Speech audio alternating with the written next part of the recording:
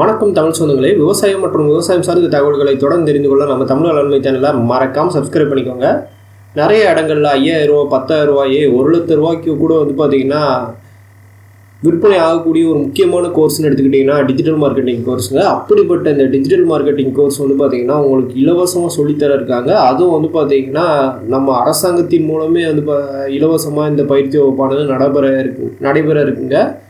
அதனால முடிந்த லெவலுக்கு இது போன்ற பயிற்சி வகுப்புகளை தவற விடாதீங்க. குறிப்பாக பார்த்தீங்கன்னா நிறையா பேர் இப்போ சுய தொழில் செய்யணும்னு ஆசைப்படுவீங்க. ஆனால் இப்படி சுய தொழில் செய்கிறதுக்கு நிச்சயமாக இந்த டிஜிட்டல் மார்க்கெட்டிங்கிறது ரொம்ப ஹெல்ப்ஃபுல்லாக இருக்குங்கிறது உங்களுக்கு புரிஞ்சுக்கிற முடியுங்க.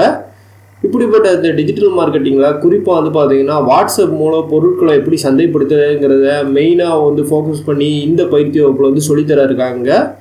அதனால் முடிந்த லெவலுக்கு இந்த பயிற்சி வகுப்பை கலந்துக்கோங்க. அதே போல் பார்த்தீங்கன்னா இந்த பயிற்சி வகுப்புக்கு முன்பதிவு அவசியங்க. நான் தொலைபேசி எண்கள் கொடுக்குறேன். அந்த தொலைபேசி எண்கள் மூலம் முன்பதிவு செஞ்சுட்டு போங்க.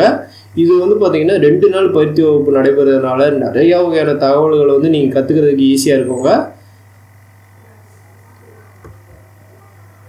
இந்த பயிற்சி வகுப்பு எங்கே நடைபெறுது, எப்போ நடைபெறுதுங்கிறத பார்ப்போங்க. டிஜிட்டல் மார்க்கெட்டிங் இலவச பயிற்சி வகுப்பு நடைபெறும் இடம் பஞ்சாப் நேஷனல் வங்கி உழவர் பயிற்சி மையம், பிள்ளையார்பட்டி, சிவகங்கை மாவட்டம். நடைபெறும் நாள்னு எடுத்துக்கிட்டிங்கன்னா டிசம்பர் 11 மற்றும் டிசம்பர் 12, 2025ங்க. இந்த பயிற்சி வகுப்பு காலை 10 மணிலேருந்து மாலை 4 மணி வரைக்கும் நடைபெறுவாங்க. தொலைபேசி எண்கள் கொடுத்துருக்கேன். இந்த தொலைபேசி எண்கள் மூலம் நிச்சயமும் முன்பதிவு செஞ்சுட்டு போங்க. 9488575716. இந்த காணொலி உங்களுக்கு பிடித்திருந்தால் மறக்காமல் லைக் பண்ணுங்கள். இது போல் காணொலிகளை நீங்கள் தொடர்ந்து பார்க்க மறக்காமல் நம்ம தமிழ் வேளாண்மை சேனலை சப்ஸ்கிரைப் பண்ணிக்கோங்க. நன்றி.